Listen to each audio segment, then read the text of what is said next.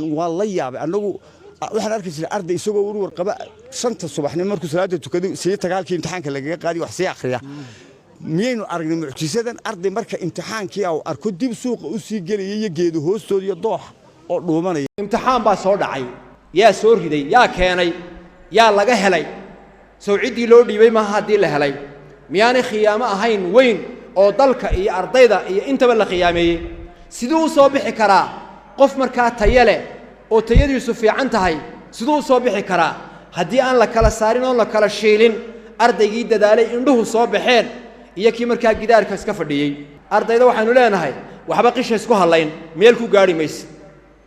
markii qishku batay ayaa tayada dadka soo baxaya ay markaa noqdeen kuwa aad u liita oo fiirsan maanta waxbarashada jaamacadaha kuwa ma jaamacadaha la yiraahdo fiirso fatira kooban oo fara ku tirisa ayaa dad tayalay noo soo baxa kumaankum qof baana sanad walba soo baxa